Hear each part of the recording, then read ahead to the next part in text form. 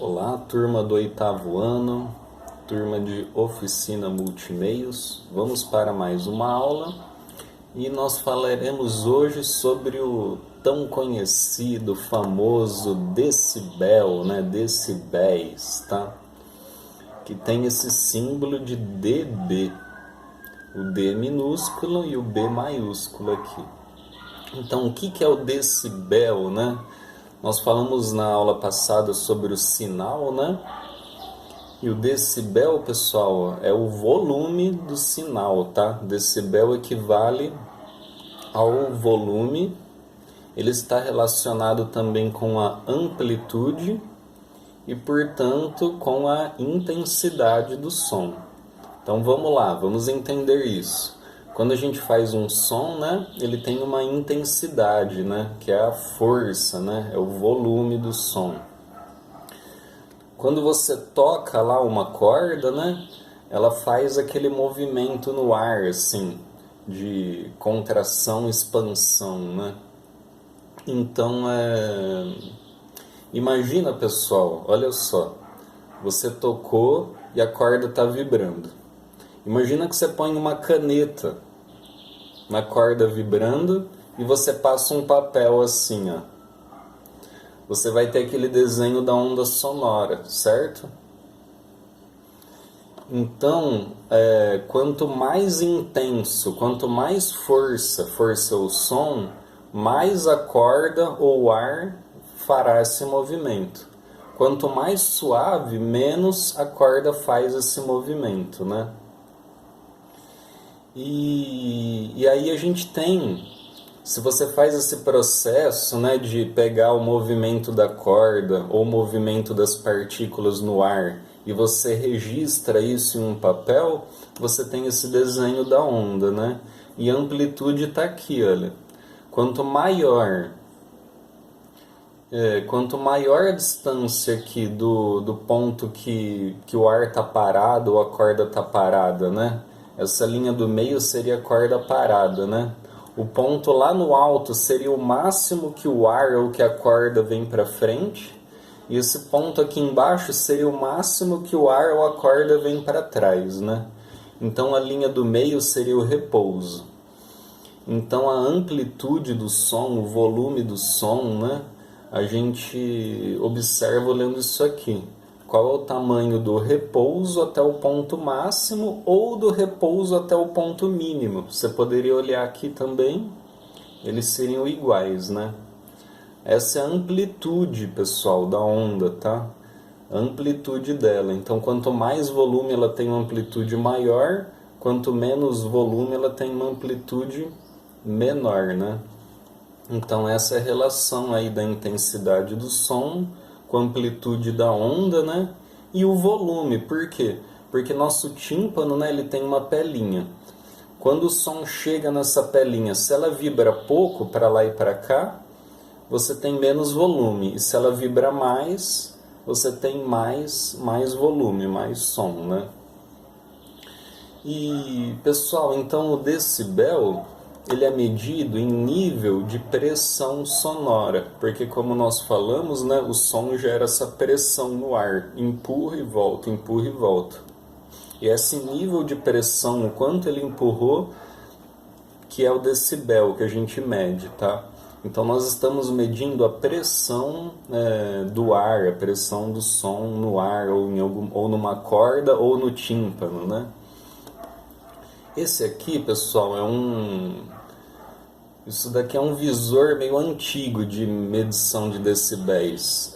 Se caso alguém tenha um aparelho de som antigo, de vinil, alguma coisa assim, os aparelhos antigos eles tinham esse tipo de visor aqui, olha. Mas esse específico que eu peguei é de um programa de música. Então hoje você tem softwares, né, programas de computador, que você pode olhar lá o nível de decibel. E esse programa aqui, ele imita, né, um visual mais antigo, assim, tá? Quanto mais pro lado vermelho aqui, onde está o mais, né, é porque você tem mais volume, né? E quanto pro menos, você tem menos som. Bom, é interessante, observem pessoal, que tem o número zero aqui e depois do zero fica vermelho. Então vou falar disso já já, tá? Bom, o nível de decibel é muito importante porque nosso ouvido ele é muito sensível. Então, falando aqui da sensibilidade auditiva, o nosso tímpano ele é realmente muito sensível e nós não podemos ficar expostos a períodos prolongados de sons muito intensos, muito fortes, tá? Porque conforme o tímpano fica fazendo esse movimento, quando ele recebe o som, ele pode se danificar. É como um material plástico, né? Que ele fica assim, ele pode começar a ficar meio frouxo de tanto ser usado, vamos dizer, né? E aí você vai ter sérias perdas auditivas, tá? Geralmente a gente vai perdendo os sons agudos. Os sons agudos vão sumindo, vão sumindo, vão sumindo, tá? Então quem tem geralmente problema de audição começa a perder os sons, as frequências altas, tá? São as que vão sumindo. Inclusive existem testes de sensibilidade auditiva. Se você for num fonoaudiólogo, ele vai colocar um som extremamente agudo e ele vai perguntar se você está escutando ou não. E ele vai vir jogando esse som para o grave. Isso é para reparar o quanto você perdeu de audição. Se você perdeu muito do agudo, se você não perdeu tanto, tá? Então ele sempre joga um som do agudo e vai vindo para o grave. E o contrário também, do grave para o agudo. Mas o normal é a gente não escutar sons agudos, tá? Já teve vez, pessoal, às vezes tem equipamentos elétricos que geram sons extremamente agudos. Então às vezes você tá assim, dependendo do lugar, com alguma máquina e você consegue escutar aquele som muito agudo de uma máquina. Eu já tive situação de estar junto com alguém mais velho, por exemplo, a minha avó, e eu falar, olha avó, você está escutando esse som? E ela não escutava por nada, né? Porque ela tinha perdido já essa sensibilidade das notas, dos sons agudos. Isso é muito normal nos idosos, tá? A gente vai perdendo ao longo dos anos. Então aqui tem uma tabela do lado que é o limite de tolerância para ruído, para sons contínuos ou intermitentes, sem parar, né? Então olha só, se o som tem 85 decibéis, você pode ficar 8 horas escutando que a partir disso só que você vai ter algo negativo, né, para a sua saúde. Agora um som de 92 decibéis, você não deve ficar mais do que 3 horas exposto a esse som. Um som de 100 decibéis, você não deve ficar mais que 1 hora. Um som de 108 decibéis, a partir de 20 minutos já vai te fazer mal. Então é por isso que, dependendo do trabalho, dependendo do que você mexe, que você trabalha, é muito importante fazer uso de um equipamento protetor de ouvido, né? Então isso daqui até define leis trabalhistas, né? De saúde, né? Porque a nossa saúde auditiva depende desse cuidado. Bom, vamos seguir. Agora vamos falar de uma parte muito importante aqui, a última parte, que são os decibéis em uma gravação, ou num software, num programa de gravação. Pessoal, quando você vai gravar, é muito importante monitorar o volume da gravação. O que eu quero dizer com isso? Monitorar o volume da gravação. Acontece que quando você vai gravar, antes de começar a gravação, você tem que ver qual é o volume que você vai usar ali. O que eu quero dizer com isso? Olha só. Aqui a partir do zero fica vermelho, não é? Igual aqui, ó. Aqui você tem, imagina essa parte verde, pessoal, seria o sinal de áudio, tá? Imagina que isso daqui está num programa de música, seu instrumento está lá ligado num computador, num estúdio. Conforme você toca, você vê esse verde que é o som aqui, olha. Aqui ele tem um zero aqui, ó. O que é esse zero, pessoal? O zero é o máximo de decibéis, é o máximo de volume que o sistema de som elétrico é capaz de suportar. Então, quando você vai gravar, o volume seu não pode ultrapassar esse limite de zero. Se você passa o zero, que nem está aqui, olha, a partir do zero está vermelho.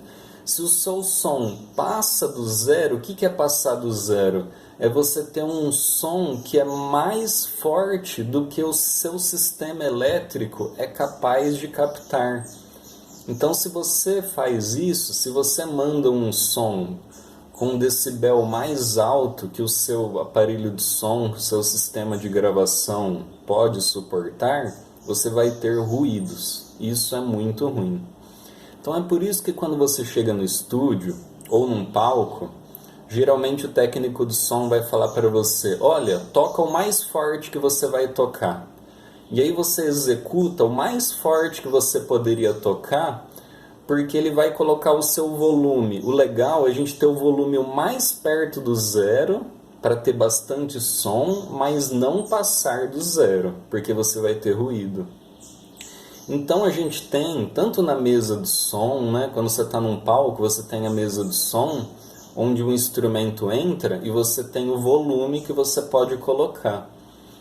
Então o som deve entrar na mesa de som e o técnico de som deve colocar o volume no maior nível possível sem ter ruído. É por isso que você tem que ali tocar com mais volume para ele colocar no máximo que ele pode, né, para que não tenha distorção.